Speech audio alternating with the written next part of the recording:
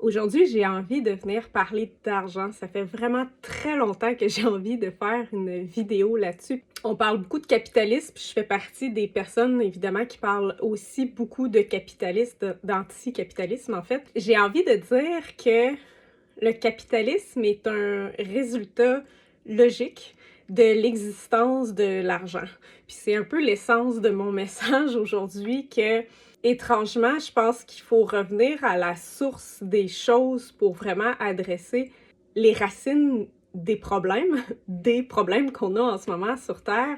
Évidemment, c'est complexe, c'est nuancé, c'est multidimensionnel, mais j'associe l'argent, la naissance de l'argent avec la colonisation. Donc vraiment, finalement, l'argent comme étant un outil de colonisation, un outil qui a permis de se déconnecter de la Terre et qui a permis de raconter une histoire différente, bref, un mensonge, qui raconte en fait que tout est séparé, alors que la réalité de la nature, c'est que tout est interconnecté et que tout est interdépendant. L'argent est indissociable de la notion de propriété, de possession.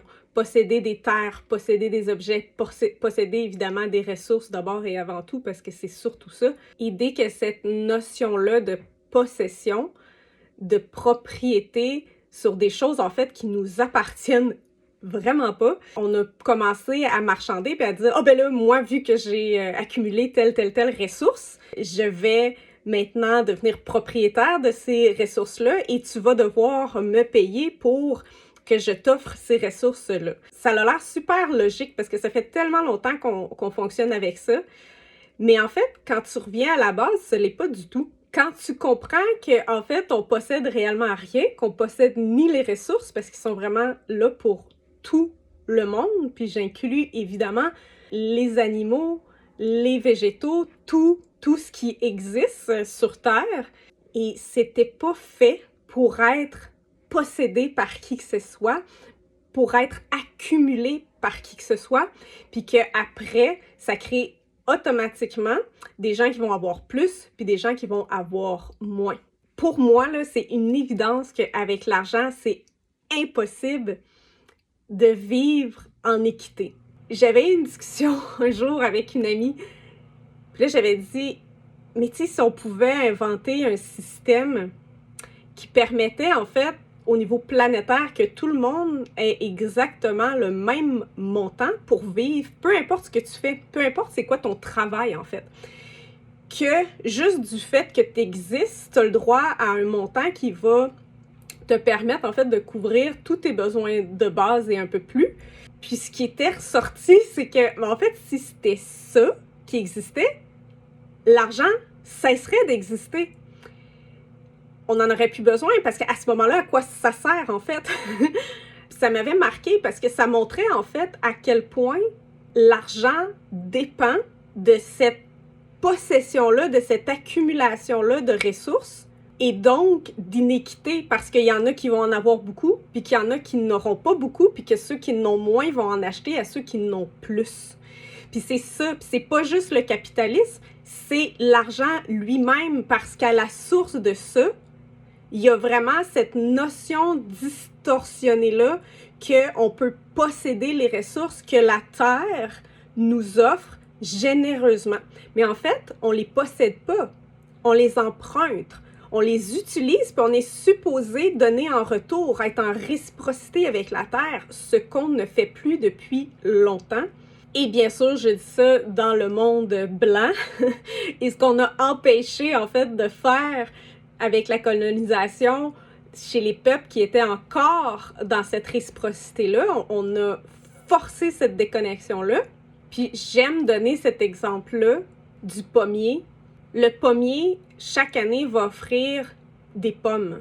Et le pommier ne demandera rien en retour. Pour lui, c'est pas des ressources qu'il possède, c'est sa nature de fleurir, puis après de produire des fruits. Ces fruits-là vont servir à toutes sortes d'animaux, d'insectes, puis en retour nécessairement, par exemple avec la pollinisation, puis toutes sortes de choses, le compost, le corps des autres animaux qui vont venir nourrir ses racines aux pommiers, tout ça, il y a un équilibre naturellement qui se fait, c'est toujours en réciprocité. Le pommier se pose pas de questions, il se dit pas comme est-ce que je devrais juste offrir mes pommes à celui qui pour sûr va venir assurer ma survie. Non, c'est comme cette connexion-là à l'interconnexion, l'interdépendance au tout qui s'équilibre. Et ironiquement, t'as l'humain qui arrive, qui prend la pomme, puis qui dit « Je possède la pomme! C'est ma ressource, c'est à moi, puis maintenant je vais la vendre. » Mais en fait, c'est même pas sa pomme, c'est la pomme du pommier. Fait qu'on vole, parce que rendu là, c'est carrément du vol. Quand tu prends, puis que tu dis « Ben écoute, moi ça, je vais le revendre. C'est pas pour toi, c'est pas pour te nourrir. » Et de cette nourriture-là que tu ingères, tu participes au grand tout. Tu participes au compost de la terre, parce que là, ça, on n'y participe plus avec nos systèmes d'aqueduc. On n'y participe plus non plus, même avec la mort de notre corps qu'on n'offre plus à la terre. Cette déconnexion-là va à ce point-là de ne plus réoffrir notre corps qu'on a littéralement emprunté à la terre. Là. Tout ce qui est là est offert, nourri par la terre. C'est un emprunt qu'on fait. Notre âme emprunte la matière que la Terre a créée, puis on est supposé la réoffrir notre corps à la Terre, à la fin de notre vie, pour que ce cycle-là continue, d'aller nourrir d'autres organismes sur Terre, et ainsi de suite. Mais ça, cette déconnexion-là est tellement puissante que même ça, même dans la mort, on reste, c'est mon corps, je possède mon corps va rester dans une entité protégée qui n'ira pas nourrir d'autres organismes. C'est vraiment de la folie. Puis je sais que ce que je suis en train de dire là est tellement contraire à tout ce qu'on a appris. Puis que les gens sont encore convaincus que l'argent, c'est quand même une bonne façon d'échanger des biens, d'échanger des ressources. Moi, je suis convaincue que non. Qu'il n'y a aucune façon de rendre l'argent clean, que ça va toujours être biaisé, puis que ça va toujours amener des inéquités parce que la naissance de l'argent est venue d'une déconnexion à l'interconnexion, à l'interdépendance factuelle qui existe sur Terre.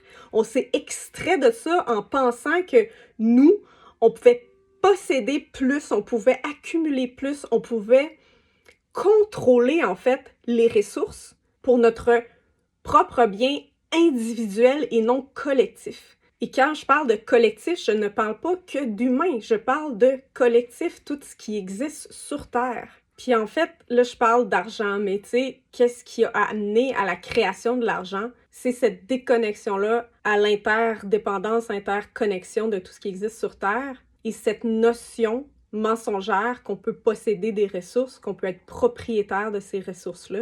Et c'est ça, les deux sont indissociables.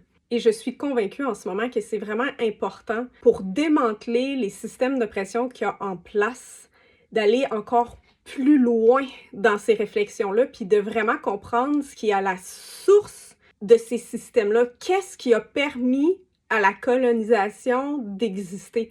Qu'est-ce qui a permis au capitalisme d'exister? Puis de vraiment revenir en arrière, puis de comprendre en fait les dynamiques du mental humain qui a permis la naissance des concepts, des idéologies qui allaient amener la colonisation, qui allait amener le patriarcat, qui allait amener le capitalisme. Pour moi, ce qu'on vit, c'est une crise spirituelle parce que ce dont je parle, c'est la spiritualité incarnée. Là. Je parle vraiment pas de la spiritualité New Age super déconnectée, là, qui est dans fuite à fond puis dans le bypass. Là. Je parle vraiment d'une spiritualité incarnée, c'est-à-dire reconnaître et ressentir cette interdépendance, cette interconnexion à tout ce qui est, réussir à le sentir dans le corps, dans l'âme, recréer cette connexion-là, déconstruire tout ce qui est venu nourrir cette déconnexion-là en nous et qui est clairement aussi ancré dans le trauma. Parce qu'évidemment, quand tu te renseignes sur le trauma, ce que ça fait dans le corps, c'est carrément cette déconnexion-là, en fait. On sent plus la connexion au grand tout, on sent plus tout ça. Fait que pour moi, c'est évident que le trauma non adressé depuis des millénaires sur Terre a modelé nos esprits et nous a empêchés de voir littéralement la vérité que tout est interconnecté, tout est interdépendant, puis on va toujours à l'encontre de ça parce qu'on le ressent plus, parce que l'humanité a pas adressé, en fait, ces traumas-là qui se transmettent depuis la nuit des temps et qui empêchent cette connexion-là aussi à l'âme, aux dimensions invisibles. Puis tout ça n'est pas de toute façon séparé, là, ça fait toute partie d'un tout. Et ça, c'est l'autre aspect vraiment important, que pour se libérer de ces systèmes-là, il faut que ça passe par la spiritualité aussi.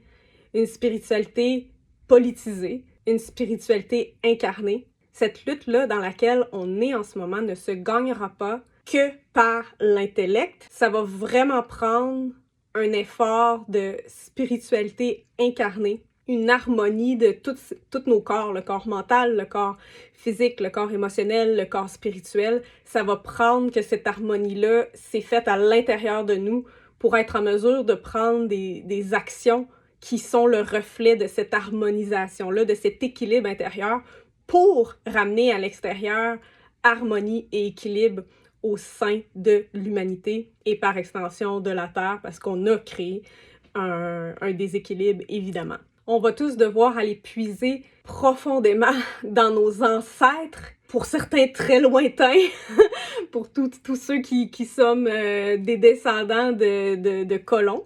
Nos ancêtres qui portaient cette sagesse-là et ces pratiques-là sont très lointains, mais on va devoir se servir justement de cette sagesse-là qui existe encore, puis qu'on peut accéder en se reconnectant à notre corps, à notre âme, parce que tout ça est inscrit dans notre corps, dans notre âme.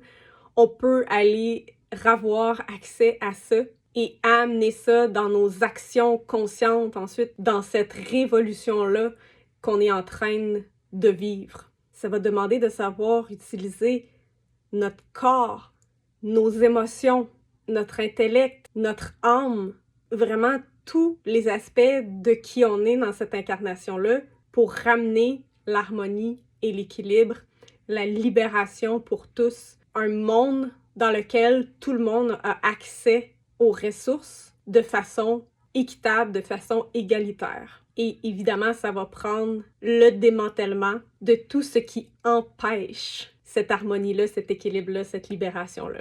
Alors, voici ma réflexion des derniers temps. J'aime l'expression anglaise « This is some food for thoughts ». Ben c'est ça, c'est un peu de nourriture à réflexion.